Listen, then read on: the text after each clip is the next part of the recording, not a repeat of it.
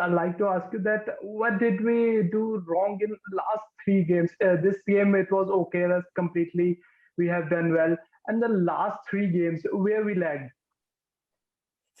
So, it's interesting listening to Kyle speak at the post-match. He spoke about how from a squad perspective, they're a new squad.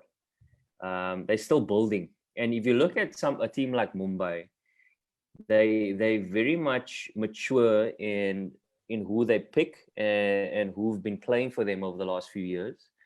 There's a consistency in their selection. So I think Punjab now have realized that there needs to be some consistency in terms of their core group, and that is going to create some consistency in their performances as well. And I think they've relied on KL Rahul to really lead their squad now. They've got a good management structure. So those kind of things need to be implemented and being consistent to create a team to really perform well.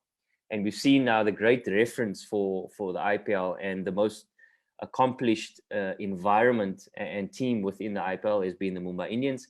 And that is the specific reasons why. So a lot of teams now are going to be looking to be consistent in their team selections and squad selections. And I think that's going to bode well for them.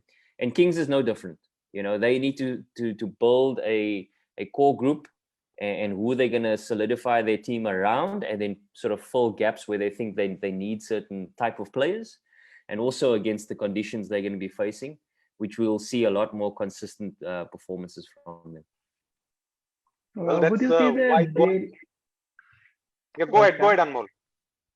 Would you say that Gale should be dropped and Malan should be in? Because I don't think that Gale should be dropped. What are your thoughts? Did you ask if Gale should be dropped or KL? Yeah, Gale. Gale. No, I don't necessarily think so.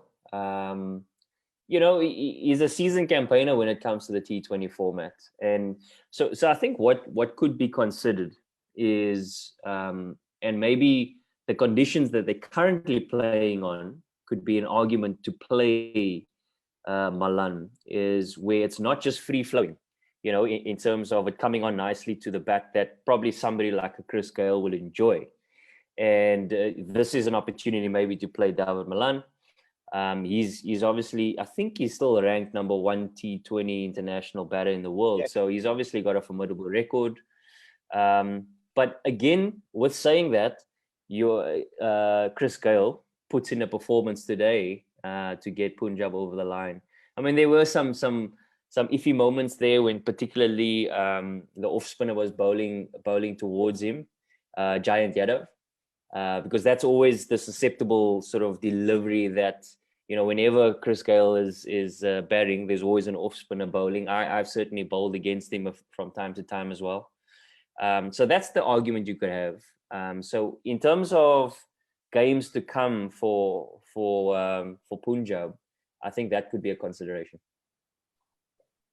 Well, that's great. Pari as well as Anmol, you've been able to hear wise words from none other than JP Duminy, who's played 80 odd games in the IPL as captain Delhi. Pari, you want to ask something?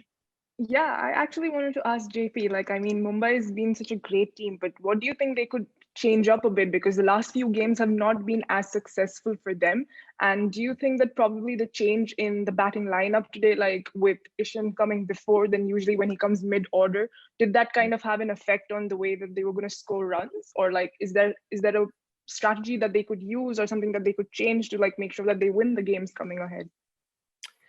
So yeah, just to comment firstly on that Ishan Kishan and Surya Kumar Yadav change. So listening again to Rohit Sharma speak in the post-match, he was speaking about it being a strategic move where they wanted somebody, particularly on, remember you got to think about the surfaces that they're playing on. It's very spin friendly. They wanted somebody in the middle to be able to play spin really well. So obviously they see Surya Kumar Yadav as one of the best players of spin in their side, along with somebody like Rohit Sharma, who did reasonably well today. So that's probably as he said, that's the reasoning for the change, where Ishan Kishan, in many ways probably prefers the ball coming on and also can be dominant in that power play. but unfortunately didn't quite work out according to plan. And as he mentioned as well, sometimes when you make a strategic move, you can't only suggest it is the right move according to the result of it. You know, you got to, I mentioned a couple of days ago, and Anis will remember, you got to question whether there was good thinking behind the idea, and then also your reflection is thinking, and then the execution. So those are the conversations that they will obviously have after the game. In terms of changes, I'm very wary of making knee-jerk changes in terms of just the results. So remember, it's back-to-back losses. Fair enough.